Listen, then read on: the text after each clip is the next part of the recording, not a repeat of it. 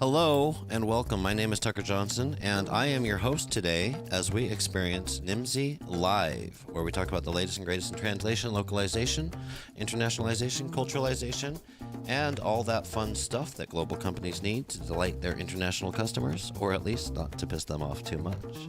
On this program, we invite guests who like to have fun and have some value to add for our audience of globalization professionals. I'm always eager to provide a platform to those with a good story or a good data set. So let us us know if there are any topics you'd like covered or guests we should reach out to for future episodes.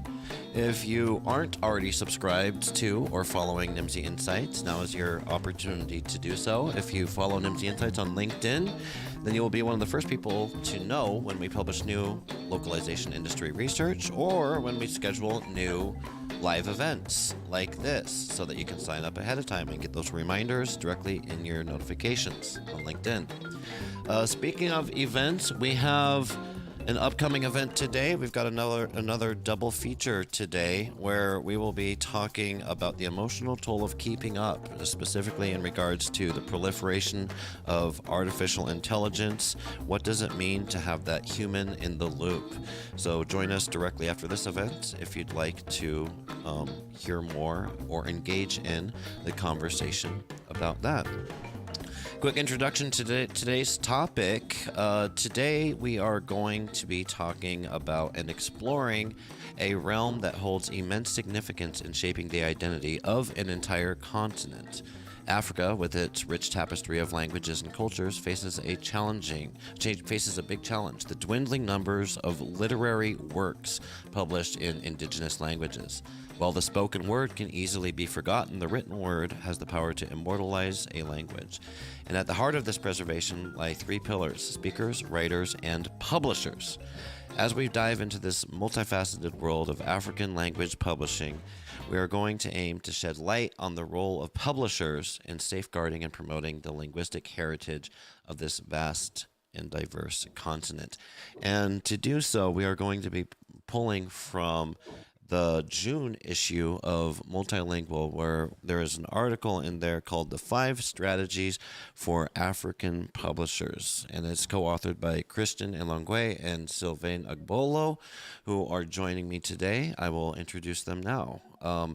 Christian is one of the co-authors of this article, and I'm thrilled to welcome him to the show.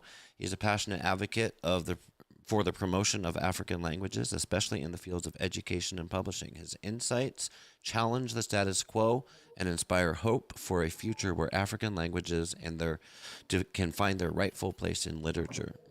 Thank you for joining us, Christian. We also have... Thank you, Johnson. Welcome. We also have Sylvain, the other author of this article. Sylvain Agbolo is not only passionate about African languages, but he also plays an integral role as a freelance translator and project manager, seamlessly bridging communication between English and French and other languages. His expertise doesn't stop there, though. Sylvain is a proud member of the European Association for Machine Translation, reflecting his commitment to advancing technology in the realm of linguistics. He has a master's degree in translation and new technologies, and he brings a fusion of tradition and innovation to the field. Furthermore, he is the founder of the Multilingualism Week Conference. Sylvain has fostered a platform for dialogue, collaboration, and awareness on the importance of linguistic diversity. Welcome. That is quite the impressive resume you both bring to the show, gentlemen. Did I leave anything out? Not at all on my side. Well, let's dive right into it here. Once again, thanks for joining the show. I want to go to the recent article that you published in Multilingual. And for those of you that are following along at home, this article was published in the June issue of Multilingual, and we are on page 7, where we're looking at 5 strategies for African publishers. And as I was reading this article, I was very interested in the position, the take that you had on this issue. I've had other folks on the show talking about indigenous languages, African languages, but you're really speaking to publishers and what publishers can do. As we mentioned in the introduction, there's the readers, the writers, and the publishers. And you go through 5 different tactics, strategies, ideas for the publishers. So to kick us off here, I wanted to read a quote from the article about the promotion of African languages. You say, "Therefore, when it comes to the promotion of African languages, the number of people able to write and publish regularly in those languages is also key. But when one looks at the book industry in Africa, one can easily notice that the number of books published in foreign languages outshines those published in regional languages. It's easier to find a Shakespeare in Africa than a local author. I'm sorry, I'm not going to try to pronounce my with my English tongue. Um, that is sad yet true. The reality calls for a more strategic and holistic valorization of African languages through any possible medium, especially in education and publishing. Christian, why don't you start us off here? Kind of outline for our listeners the challenge that is faced and summarized in this quote here. Um, why aren't there more African languages being in print out there? Yes, thank you so much, Johnson. And thanks again to Nimzi Insight for this opportunity of sharing more about this publication that has been done by Multilingual. So, coming about the topic of the day, why is it that we don't have enough African languages in print? I believe it's mostly about the issue of accessibility, in the sense that many Africans know how to write the language, but very few actually know how to write it. And we believe that one of the reasons is that you know um, some languages are not yet codified, and there are a lot of efforts that aims or contribute towards the codification and the digitization, and use of languages using technology. And that's one of the reasons why some publishers usually find it difficult, because if you want something to be in print, usually it has to be digital, because the printing is a conversion of the digital into paper. So because of that difficult access, or the difficult availability of resources, or technology in African languages, most publishers find it difficult to publish a book directly in an indigenous African languages. So that's the main reason. There are many other that I believe Sylvain might want to share also. Please. Sylvain, what's your thoughts? Um, yeah, thank you so much once again, Johnson, for this opportunity. And globally, or let me say holistically, my brother Christian Elongué has done justice to the question.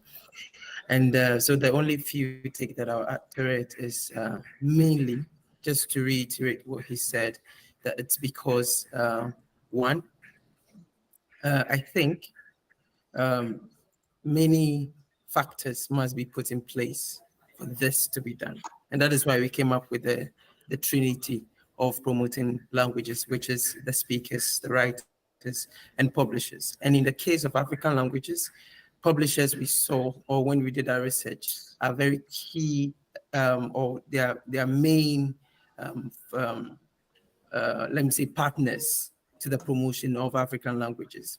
In this case, the only challenge that we face in Africa today is that one of the challenge the publishers told us is that uh, when books are printed in African languages, people do not really want to purchase them because they cannot read them. Most of them do not read them. So there's no ready market for the books published in African languages. That is one. Hmm. But then I think that there is a remedy to that. Okay. When we prioritize our indigenous languages, then there will be a need to print books in our African languages. Recently, I was interviewed at the Directorate General for Translation at the European Parliament in Brussels, and then they asked me what we are doing when it comes to the promotion of African languages. And I told them that, okay, in Africa, usually in our educational system, we use English to teach mathematics, science, and all of that. And so all the books we have are already by GES, using the Ghana Education Service as an example, is only in English. However, if we are able to put all these science, maths, and everything in African languages, you see that we will yield more results because the student will be able to understand very fast and be able to relate to what we are saying. So government plays a role. They need to push when it comes to the prioritization of languages. Should they do that, then publishers will see the ready market. Just take, for instance, that the Ghana government says that, okay, all math books from age one, or let's say class six or year one, as it is in other countries, to year six should be in Akan, for instance. Mhm. You see that publishers will rush to do so. So that is just a few thoughts to share on the topic. Yeah. No, very, very good points. And for those of listeners that aren't aware out there, is that the just to reiterate what you're saying, my understanding is that English is really the main language of instruction for children and students in a lot of different places around the world because Exactly. just Exactly. so I mean, in a way, you could say you have your let's say your first language is Akan, Yeah. right? It's a Yeah. tree. You speak a country for your first languages. Exactly. But in a Yeah. way, one could argue that that's your first spoken language, your first Exactly. written and reading language, your native reading Yeah. language could be Mm. argued that it's actually English because that's what you're taught Yeah. in the schools, Yeah. right? Yeah. So this is a challenge, and we're talking about what publishers can do today, but this is a challenge that's just multifaceted and Yeah. touches on a lot of different areas around society. So it's not just like, hey, if we change these one or two things, it's going to fix the problem. It's more of a mindset shift and a change. Um, and you know, I'm I'm eager to jump into that conversation, but before we do that, let's go to the points that you outlined in the article. The article is five things publishers can do to help promote African languages, so five different strategies. And I'll just read them out loud here for the sake of our listeners who can't see the screen right now. So, number one, African publishers should bet more on writers who write in African languages. Number two, creating more dedicated publishing houses focusing exclusively on African languages. Number three, network with African language translators for the bilingual translation of books. Four, organize writing and reading competitions in African languages. And five, engage policymakers to invest in and support more indigenous publishing initiatives. So these are, and I'm hoping we'll have time to get through all of these today. But let's start with this first one. African publishers should bet more on writers who write in African languages. What does that look like in practical terms? I'm very interested in like on the ground practical terms. What steps can publishers take in order to do this?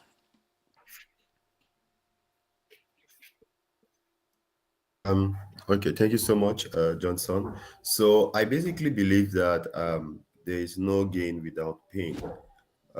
We all know the relevance of speaking African languages. Ask any African, is it good to speak African language? They will say, yay, Yeah, yeah. but when it comes to what needs to be done, then people realize that because of the barrier that are in between, it kind of make many to be discouraged, which means that ultimately for things to move, some will have to pay the price for others.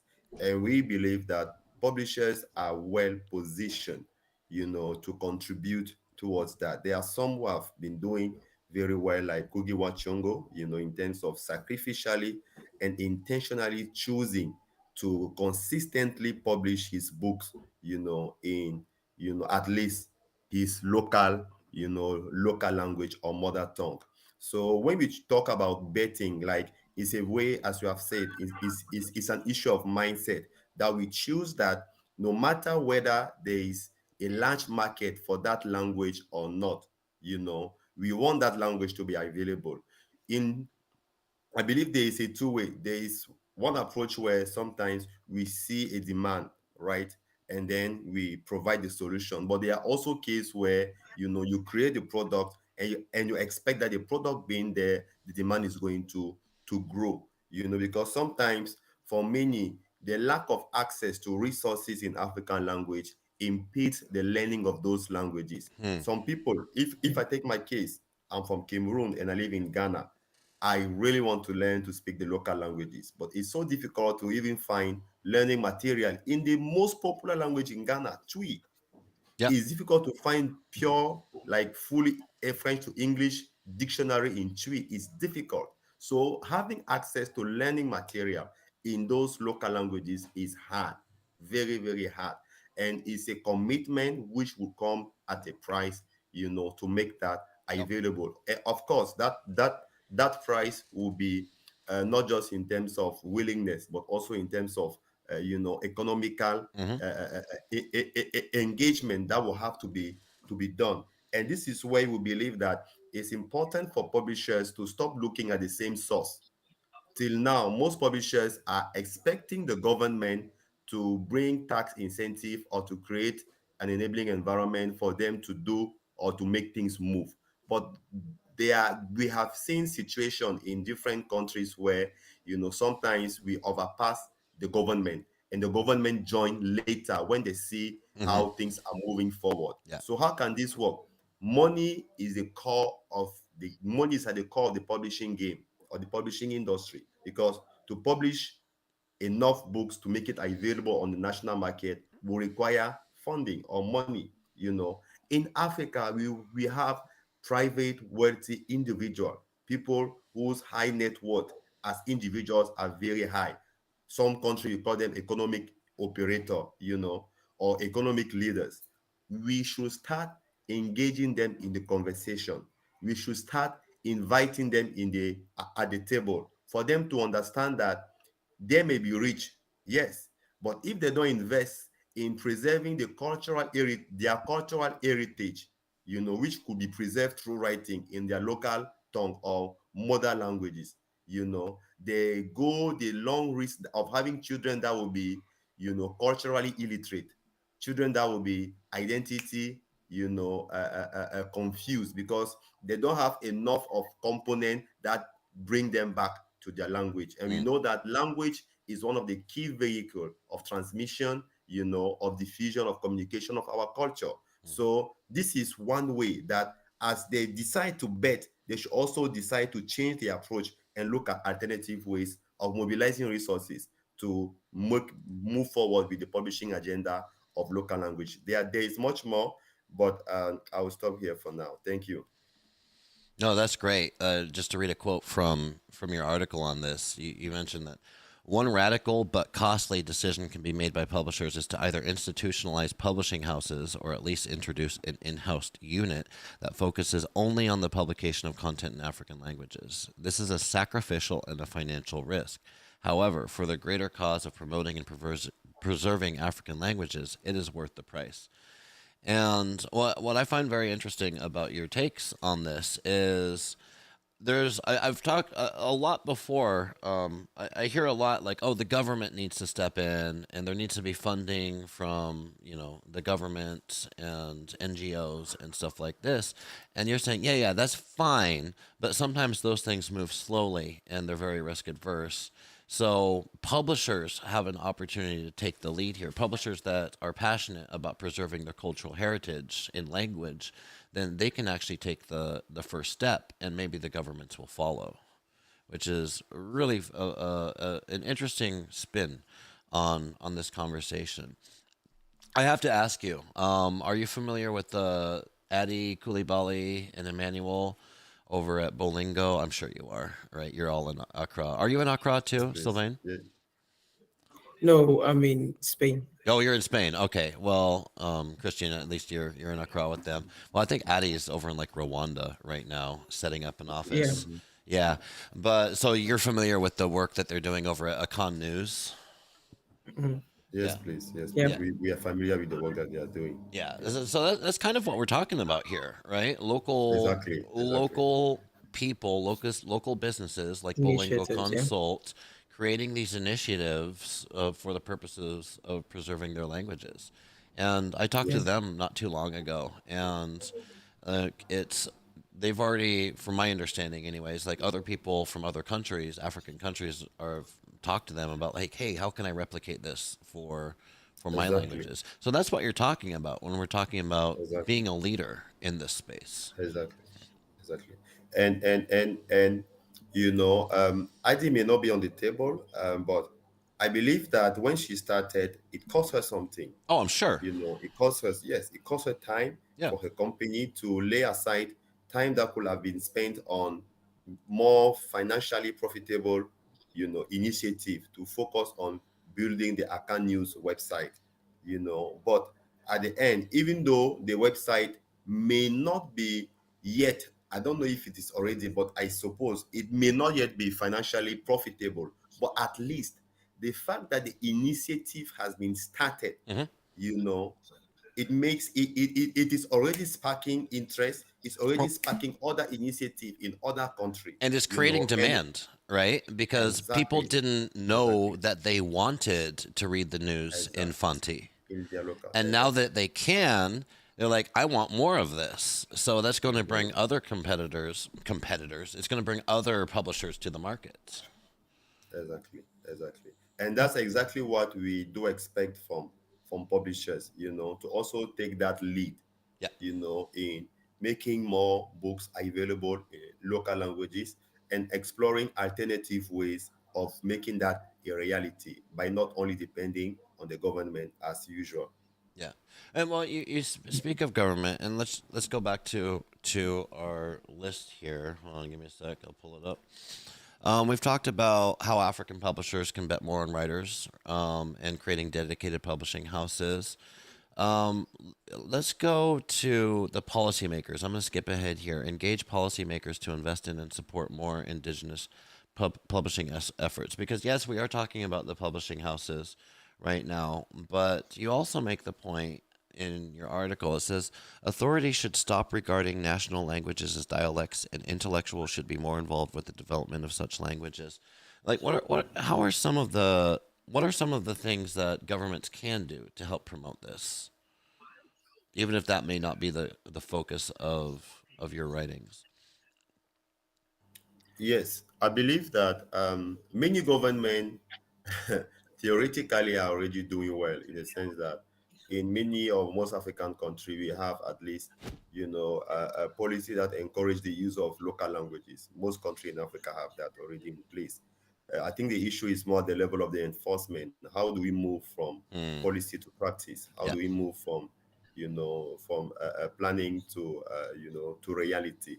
And this is where we believe that government should start making practical steps by allocating a budget for it. And I believe the issue is at the level of perspective. Mm-hmm. What we do is the product of how we think. If we don't invest enough in African languages as policymakers, it's usually because they see that maybe the return on investment is not high, and they think that there are maybe other priority which are more important. But the thing is, when we look, the return may not be immediate, but when we look on the long term, the return is greater than any other investment. Why? Because cultural diplomacy, Mm-hmm. you know the ability of selling your culture, the ability of attracting others through the cultural product and service that you produce, is the number one factor that generates billions of dollars across the world. We all know Nollywood. We all Yep. know the American movie industry. Why is it that it is well known? Because they are selling the American dream, and the American dream is sold through a language. When we go to India, India realized that they also started investing locally in promoting their local languages, promoting their culture. And now you see a lot of Indian movie who have been exported across the world. So cultural industry, or the cultural and creative industry, you know, are the number one industry that generate more than any other industry in the world, sometimes even more than natural resources. Because in the cultural industry, we have the music, we have theater, we have sport, we have architecture, we have all of those things where culture is the number one source of creation, and the language is, I think, the primary artifact, like the first visible or tangible way of approaching a culture. So it's paradoxal for our policymakers in Africa to expect our languages, to expect Africa to grow by neglecting languages. It's kind of choosing the wrong priority, because you miss the entry door and you want to pass through the window. You know, is going to be very, very difficult. So I think that there is a need of changing that perspective by understanding the strategic relevance of African language, how they contribute not just in promoting our identity, but also in creating businesses. Let's imagine that we have in Swahili being adopted as an official languages across Africa, as an official language across Africa, is going automatically to create new jobs, because professional speakers of those languages, will be able of getting translation job, transcription job for the movie industry, creating website, localization market, which is also growing, and so many other opportunities that are going to be created. The more we use foreign languages, the more we contribute to the growth of the country that hosts that language. What do I mean by that? The more we use Chinese, the more the power of China is growing. Yep. The more we use Russian, the more the power of Russia is growing. Because as you use the language, you can also buy the book that has that language. And that book that you buy, the profit of it goes back to the Russian author. And the less we speak our language, the more we impoverish ourselves. So that shift of mindset is critical. And this is where number two, I believe that we should stop presenting the relevance of African languages through rhetoric only. We should move from rhetoric to analytics, data, evidence. Okay. In the sense that it's important for anyone doing language advocacy to bring figures, because policymakers, I believe, they may be slow to understand this, but I believe that if they have concrete facts, if they have evidences, on how a language has contributed to increase maybe job creation, they'll be more willing to exploit it. So there should be more study that comes with practical facts, case study on how languages are contributing to local development. And this can be used as advocacy material to convince policymakers. And finally, the third element I believe is important to do this is to invite them on the table. It will be good that when we have conversation as such, that representative of the policy making space or the government space or the cultural sector in one ministry, that they are in the table so that they can also hear how conversations are moving and know what is actually being discussed by practitioners. Because we sometimes have policymakers or decision makers who are not practitioners, in the sense that they make policy about things that they really don't have an updated perspective about it. The perspective that many are having is what they had when they joined the office, but they have not been following. They have not been they have not been following the trend to know where things are moving. So it's important to keep them updated or to do targeted advocacy, with policymakers and decision makers. There is much more, and I believe Sylvain will share on that. Thank you. Yeah, Sylvain, I'm interested to hear your Yeah. perspective on this. Okay. Taka, just to give another point on that same question, just to give you a practical example. So in Tanzania, the Swahili language has been adopted as a language of instruction from year 1 all the way to year 6. And this is what we are talking about. And this is what Christian elaborated beautifully. We need to stop talking and move to action. And Christian has given us a lot of benefit when it comes to social benefit, when it comes to economic benefit, and all of that.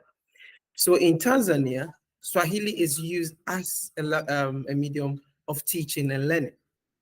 With this, we did a raw research when teaching children in English. And we realized that when you teach them in English, they find it very difficult to understand from the beginning. However, when you teach them, let's say mathematics in their local language, they easily understand. So we use like mathematics, for instance, and we said, I will translate it after I speak it. It's an offer anka baako. Now the anka baako so come So to translate it back is when you take one orange and you add another orange, how many oranges will you have? Then the children say 2. But when we approached it with English, orange was not really familiar to them because that is not the language they speak. That is not the Sure. terms they use at home. Yeah, You get it? So and it's just like from a learning and development perspective, like it's perfect timing exactly. because like yesterday I had a really fascinating conversation with an expert in the area of e-learning, and there's a whole Mm, psychology around like how people can retain what they learn, and in order to retain what they learn, it needs to be relevant to them. And if you're exactly.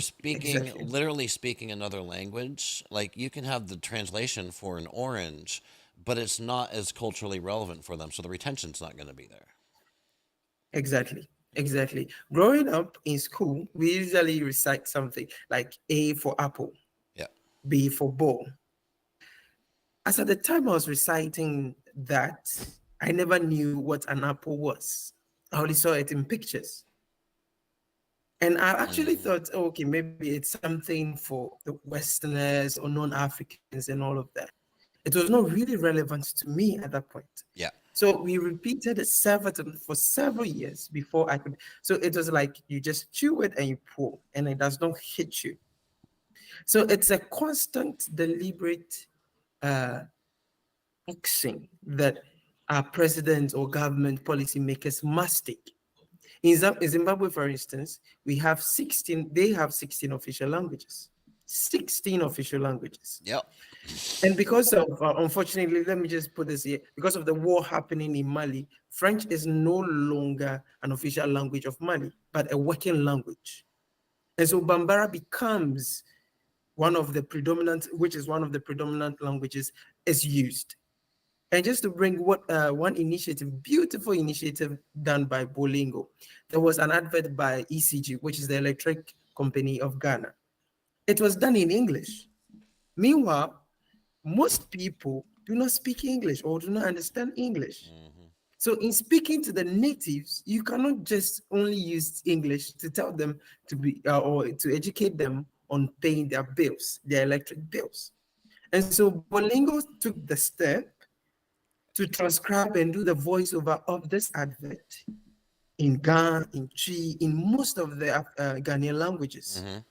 And that hit me because I could hear it in my language. And then my mother, who, let me say, she speaks English though and understand English though, but if it were not the case, she wouldn't have understood and Right. would not even pay the tax in the first place. But because she heard it in her language, she'll make efforts to do so. Yeah. Well, Yeah. there's a return So on several investment right factors. there. Right. Exactly, exactly. And so next time, if I see this, I will actually see this as an opportunity. Okay, that I am the CEO of a company, and I really want to get to the indigenous. Seeing what Bolingo has done, I'll just call them and said, okay, Bolingo, I saw what you did for the ECG, that is the electric company of Ghana, Mhm. and I want to replicate the same thing for my product, which I really want on the market, targeting the local people. Mhm. And you see that lots of people will buy into that project or will buy the product I'm selling to them. Mhm. So there is huge, we are just not It seeing just it. needs We someone to take that first step, right? There's exactly, an appetite for it. exactly, Just someone needs to exactly, go out there and do it, right? exactly, Exactly. Exactly. exactly. I'm watching the comments here, and Ricky. Oh, I don't. Where are my comments? Well, they're here somewhere. Trust me, Ricky Kalu. I'm not sure if you're familiar with Kalu Media down in South Africa. Ricky's got a bunch of different stuff that he does down there, but one of them is Kalu Media. It's a media localization company, and they've got studios and all of this stuff. But he's making a really good point here in the comments. It says there's a shortage of data in general within African localization and language usage, and I wanted to bring this up because Christian, you, I believe, were making the point about we need to turn towards making data-based arguments. Yeah, And yeah. I had the same thought as you were saying that as Ricky had. Um, Mhm. that's a challenge, right? Because Mhm, there's not a lot of mhm. data out there. What's the solution for that? What's the path forward? How do we get more data? Well, first Yes, of we all, get well, money. I talked about this with Adi, right? I Yeah, believe in the manual, and it's the way that you get more data is by publishing in those local languages. Because right now there's nothing published, so there's no data, mhm, right? So, exactly, but exactly. I want to hear your thoughts, though, of course. Yes, yes. So one way of getting data about those languages, as you have said, is basically to start creating content and also assessing what has been done already to use it for advocacy, as I was previously indicating. There is a lot which is actually being done in countries such as South Africa. South Africa has, I think, in Africa they have one of the strongest national language development program. And they have this program known as the Indigenous Language Publishing Program, where it's basically the government having through the South African Book Development Council, they are stimulating the growth and the development of the book sector by encouraging the publishing in local languages. You know, and what they do is that they have supported it by funding it up to 50% of the cost of publishing a book. What does it mean? That if a publisher in South Africa want to publish a book in any of the nine, I think it's 11 official languages, official local languages, they will have a subsidized to up to 50% on the cost of book production. Okay. Yeah. So it's kind of stimulate more publishers to be willing to do it. Then how is data intervening at this level? Data is intervening in the sense that it's important to assess the effectiveness and the economic benefit of such program. How does it Mm. contribute to increase literacy, numeracy, and the education, the quality of education in the country? And that data then can be used to then justify why the government must continue in doing that, because we all know how foundational learning is one of the key issue, or one of the key Yeah. challenges in Africa. According to statistics from UNESCO, the last time I saw it, I was still shocked in the sense that they still indicate, I don't know if it is exactly true, that up to 9 children in Africa before the age of 10 are still not able of reading. 9 out of 10 children are still not able of fully reading and doing mathematics, which is quite critical. And then we believe that one, not that I believe, I know that one of the main barrier, if we put aside other issues such as maybe access to education itself, I believe one of the main barrier is the language of instruction. You can't teach people, especially in rural area, in a foreign language when the languages that they are speaking at home is Yeah. different. It makes things more difficult. It makes things more complicated. It makes simple concept become complex, Yeah. And Check Anta Diop have started a lot of linguistic research on the effectiveness of learning in local languages. And he has made many evidences available which justify that learning mathematics in Wolof was far more efficient and effective than learning it in French. And following Check Anta Job, many other, linguist researchers have also proven the same fact. So I believe it's important to use those evidences already, but in a more strategic way for advocacy. And the advocacy here must not just be targeting the government. Let's explore other actors. Let's explore other way. I've talked first about the private sector. I think now with the digital era, and digitalization and the fact that the world has become a global market, it has even made things easier in the sense that we can tap into the power of diaspora. We have a strong African diaspora that is contributing to Africa development more than development aid. What do I mean by that? There is what we call remittance. The money that Africans living in the diaspora are sending back home. I believe in 2020, reports were indicating that it was huge. It was huge than all the money that all the Yep. country who are supporting Africa in terms of aid were giving. Which means what? Africa is not poor. There is money. And what has been traced, That's that true. is just the data that is available. What Yeah. about people who are sending money without using official transaction or official Hmm. financial institution? So Hmm. it's huge. Yep. It's huge.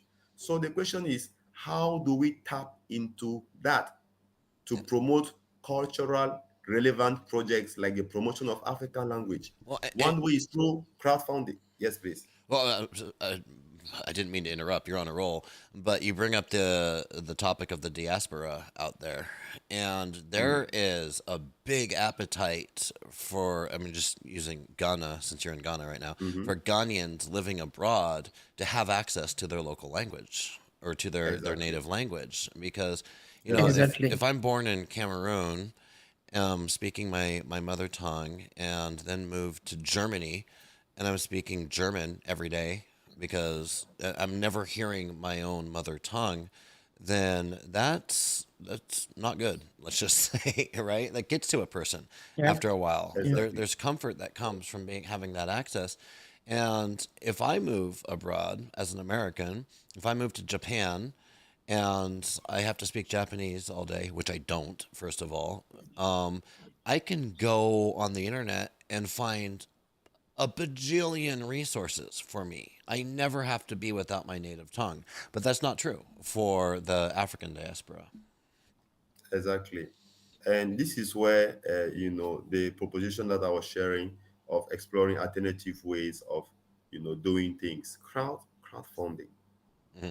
I've seen self-published author mobilizing a lot of financial resources through Indiegogo, through a Kickstarter. Like there are a lot of crowdfunding platform out there where I've seen many successful, literary initiative being funded when there is a clear story, a clear argument, a clear reason why the project is needed. People are willing to give Hmm. freely. So why are African publishers or writers not exploring that venue? Yep. Why are we not, developing project? Hi, hey guy, we want to make 10,000 books or 1 million books in Swahili, and we need 10 million, or let's say $1 million. Let's give. Yep. If we are giving $5, it will require less than 1 million people to do it, and it will get done fast. Hmm. All for any crowdfunding campaign to be successful, it requires two things: the credibility of the person leading the campaign, you know, and the messaging or the story. If the story The is well story. crafted Yep. and the person leading is credible, or the institution leading are credible, they will have the money that are needed. And I want to use this opportunity to do a call to some of the institutions that I know can lead on such projects. Some publishing houses that have a track record of publishing in local African languages who can take up such initiative. The first one is the African Book Collective, the ABC. You know, my organization, Mona Karachi, we had an interview with them. They are doing a very fantastic work, in terms of promoting the distribution of African books. And they also do have a strong emphasis on books published in African languages. The second institution I have in mind is Biblionef, in South Africa. They create quality children books in various and most of the South African languages. The third one is based in Senegal, and many Senegalese will know it. Is Amalion Publishing. They specialize more in academic and scholarly work in African languages.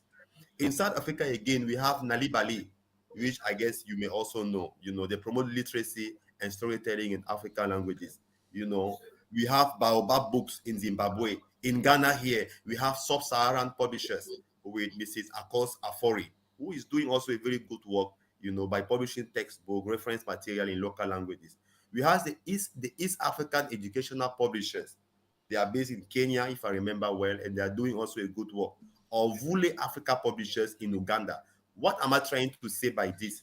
That we have many publishers who have a track record of having a key component of their publishing work, on African languages. They can explore alternative ways of doing, and crowdfunding is one way. Reaching out to private wealthy individual, it's another way. Doing evidence-based advocacy with policymakers is another way.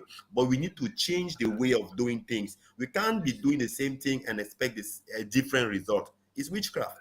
Right. To have different results, we must do things differently. We must think differently, bring different stakeholders on the table to see how we can get these things done, because we need to do it now, or most languages in Africa are going to continue not just to be endangered, but to disappear. We realized recently there is this institution, they are doing a track of the languages that are spoken in the world and how healthy they are. And most of the time, the languages that are increasingly getting disappearing are from Africa, Mhm. because those languages, with time, we see many African children who are no longer able of speaking their languages, their mother languages, because the parents themselves don't speak it, or the parents themselves, even though they speak it, they have been so used to French or the foreign languages that the frequency of them speaking a local language is low, and it makes children not to be familiar with the local language. They can just hear greetings, and they can hear greetings, but to have a proper and solid conversation in the local languages, they can't do it. Mhm. It's dangerous. It's alarming. Yep. It's crazy. Oh, and then We you've have got to do it. this pollution of local languages with English, right? Exactly. I, Exactly. I've never heard a conversation in Tree that I couldn't at least understand what they were talking about, because they would switch between Tree and English, or they'd use English. English Exactly. Yeah. words, right? Yeah. So Exactly. one Yeah. could Yeah. argue that Tree has already been, I don't want to be too dramatic, but Tree has been destroyed by the infusion of English languages. Nah, that's dramatic to say destroyed, but it's evolved. It's been polluted, let's just say, with English words, right? Are you familiar with the work that Tim Brooks is doing with the Endangered Alphabets Project? That's a I've heard about it. Yeah, that's a really interesting thing you should check out too. And for all our listeners out there, sometimes I forget we have listeners when the conversation gets really interesting. But Tim Brooks is a gentleman. He runs the Endangered Alphabets Project, and they do a lot of work around preserving, focusing a lot on written languages, the alphabets, right? They do a lot of work around preserving endangered languages over there. It's a really interesting resource as well. And there's a lot of agencies out there, but I like the approach that you're taking, which is you're saying, no, Africans need to advocate for their own languages. And Exactly. I love that. I have a lot of respect for that, because as you were talking before, I was thinking your language and your culture is something that only benefits Africans and can't be appropriated. It can't be, the Chinese can come in and buy up the fishing rights, and the West can come in and purchase the gold mines. Natural resources can be, you know, taken or appropriated. Purchase. Your culture can't. Your language can't, right? That's something that only Africans are going to benefit from, and therefore only Africans can promote, really. So, Sylvain, Exactly. Yeah. don't let me And talk. yeah, okay, just to add something to what Christian was saying, when it comes to data, now I believe with my course and everything that I'm doing, and now because I'm more focused on using technology to promote African languages or languages in general, there is an initiative that we are embarking at Open Binacle. And so Open Binacle has a subsidiary called OB Translate. Mhm. And Taka, the truth is that we have built a system that has 789 trillion data sets, which means that the system, that the algorithm we have built, is able to translate over 2,900 languages. And most of these languages are African languages. Mhm. We need more data sets. Yep. However, we have realized that harnessing the power of technology is the way to go. Yep. Yeah, Yes, it's and kind with of a these, chicken and the egg situation, though, like which came first, because the technology requires data to train it, and so the more data exactly, you have, the easier the technology gets. The more technology you get, the more data, the easier it is to collect the data. So there's a snowball effect, a cumulative effect happening. exactly. And so that is what we're actually doing. And in addressing the people in the diaspora and their children and everything, we have come up with an initiative to have animation for children in their local languages with transcription in English or whatever language that they want to have it in. However, these are animations that, that children, most especially when they watch when they visualize things, they are able to keep it. So having these animations in their language, in the local languages for these children will be a plus for them to retain the languages of their mothers and all of that.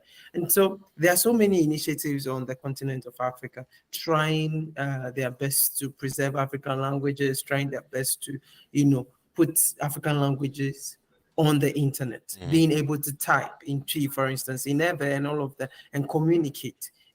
These will be able to help us uh, uh, promote and standardize a lot of languages. And so, as my brother was saying, that is in relation to the crowdfunding. These are initiatives that need a lot of funding, and in few years to come, you see that we would have language justice across all languages, because it's not be good to have other language endangered as we are all trying to fight for. Yeah. I want to go back to the comments here. Where are my comments? Because Ricky's making a few more points here. Ricky Kalu says promoting languages is important, but the formalization process of major languages will accelerate the transformation. South Africa has invested a lot into this and still is not where it is meant to be. Advancing formalization of these languages is key. So basically, getting them recognized. And he's also Yeah. asking, can you put the names of those publishing houses that you were mentioning? Yes, I was yes, yes, trying, yes. I'll as you do were that. talking, I was trying to like find them and bring up the websites, but it was too quick. I couldn't do it. I will But do that. I will all do right, that. yeah, just put them in the comments so people, because I think that would be a really good resource for people. Yes, yes. So So I strongly agree with Kalu, who is recommending the formalization of those languages, because obviously, if there is not a writing system, if there is not writing material like I say like a codification, of those languages, it makes difficult for users, to even have access to it or even to write it, which is also key and needed. And basically, my main point, which I want anyone following me, through this, is that let's change the way of doing things. We have yep, technology, as Sylvain has indicated. Technology is available to accelerate or to amplify the initiatives that are currently being done. We have the economic strength of Africa has also been increased. We have crowdfunding, we have digital, we have a lot of digital way of leveraging or creating, money. So let's not always go or expect things from the government. Like, we need to cut that mindset of being government Yeah. dependent, because I believe Yeah. that's the main reason why African languages are not moving forward. We expect the government to do it, and if they don't do it, why? Like, what next? So are we going to be watching our languages, being destroyed? Yeah. I just Mhm. when you mention about the this project, the Endangered Alphabet project, mhm. I just check and I realized that the project at a time launched a Kickstarter, crowdfunding, Oh yeah, which I help helped. Yes, I helped promote it. exactly. It was like what, like thirty thousand Exactly. dollars or something like that. 17,881, which That, is a lot. that's just the latest one, right? There's been more. Exactly. Yeah, that can go a Exactly. long It ways. sh- exactly. It shows what? It shows it shows that people are willing to give. Yeah, People are I, willing to I, support. I'd give. I have three kids. I probably could have mentioned this. I have three kids that are Ghanaian by heritage that don't speak Fanti. Hmm. Period. They don't Exactly. at all. And I mean, neither do I. But I mean, I think I could be forgiven for that. But I find it a tragedy that my kids don't speak Fanti. They should, Exactly. but there's not Exactly. resources Now, out there. exactly. Now imagine you see a project in Ghana, for example. You have sub-Saharan publisher who are among one of the top in local languages. Imagine you see a project coming, a crowdfunding project coming from sub-Saharan publisher, where they clearly indicate that they want to create a lot of teaching and learning resources around Chui to make them freely accessible, you know, and they need, I don't know, $30,000. Are you Mhm. not going to give? Oh, I'd give. Yeah. Of I've course. tried to study tree before. The only resource I could find is like this 40-year-old scanned PDF from Exactly. the Foreign Yeah. Service Mm. Institute. That's Yes. it. Yes. Mm. It's I couldn't learn tree if I wanted to. You know what I'm saying? Well, I mean, Yeah. I Exactly. could. I'm making Exactly. excuses. But yeah, I Exactly. I Yeah. preach it.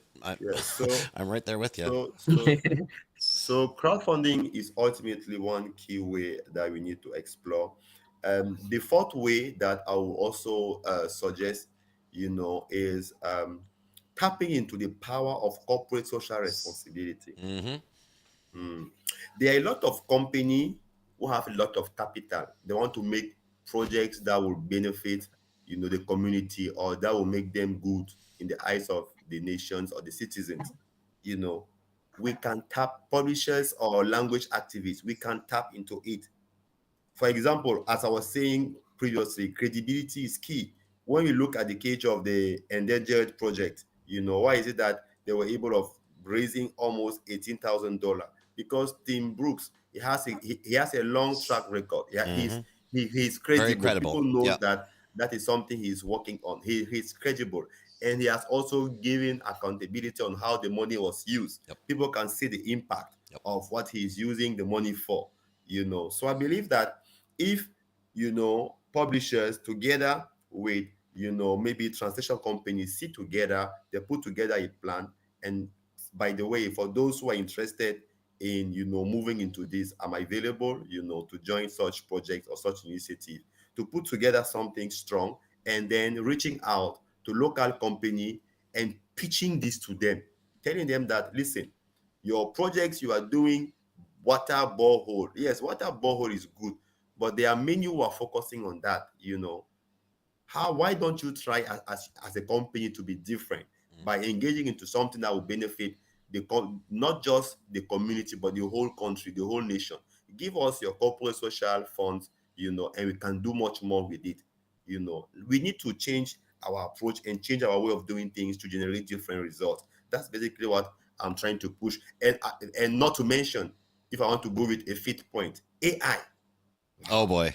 You AI can't you technology. can't Oh boy. you can't mention AI with 2 minutes left in the podcast. That's just not fair, Exactly. Christian. I'm Exactly. sorry. There is not enough time. Yeah. But yeah, it's Thank it's you. coming, and Africa is going to be left out of a lot. African languages are going to be left out unless we can start collecting those data sets, right? Yeah. Yes, but I Yeah. believe And we are things doing are. so. Yeah, they Yes, they I are. believe They things are. are. Yeah. Yes, I believe things are changing gradually. Personally, with my team here at Kabod Group, we have a language service department where we provide language service in African languages mainly, and we also have a network of African language specialists, and African language teachers to facilitate conversation, events, reflection, and advocacy activity on such topic. And one thing we did recently is to generate more data. We are doing a market survey, on some of this issue, and we really encourage people to go on our website and fill that survey. For those of you who are interested, I can share the link later. But basically, we need data, to be able of having more solid arguments and move from rhetoric to evidence-based, decision-making processes. Yeah, but there is a lot that is currently going on. We are also having a discussion recently with Kowu. Kowu, it's an organization that is developing an API to learn Igbo, online using digital tool. We Interesting. also have Masakane, who is also doing a lot. We also have deep learning in Daba, who are going to have their conferences here in Accra very soon. Like, a lot is going on. We just have to be consistent, to be Yep. strategic, and to always reassess our approach to maximize the impact. Thank you. Well, gentlemen, we are out of time. I mean, I could keep talking. This has been super fascinating, and we've gone off script, Yeah. but that's fine by me. I hope it was as interesting to people listening as it was to me. Any closing thoughts, Sylvain? Okay. Just to reiterate that the promotion and preservation of African languages is our sole responsibility. there's no one coming from outside to come and help us promote our languages. In fact, maybe they might wish we just continue like this. And so in the long run, African languages die. But then it is our sole responsibility to preserve and to promote our own mother tongues using every channel possible. Thank you for the opportunity. Yeah, thank you. And for those listening, I'll start taking us out here. But before I let you all go, you folks listening out there, I do want to encourage you, go follow these gentlemen on LinkedIn to stay up to date with all of the advocacy and the work that they're doing out there. You can find their links directly in the event. Just click on over their profile and make sure that you're following them. Heck, go follow me too, Tucker Johnson, if you want to add to your followers. All right, I will take us out. Ladies, gentlemen, chat, we are out of time for today. If you enjoyed this experience, then join us next time in 29 minutes when we're going to be talking about the human in the loop and what that means moving forward in a world that's increasingly run by AI. I appreciate our guests today, Christian and Sylvain. I appreciate my colleagues here at NIMSY Insights doing all of the hard work. I appreciate everybody in our industry who's filling out surveys and responding to our requests for research so that everybody in the industry can benefit. And I appreciate you, the audience, for joining us live today. All of the questions, comments, and criticisms. I look forward to next time. Cheers.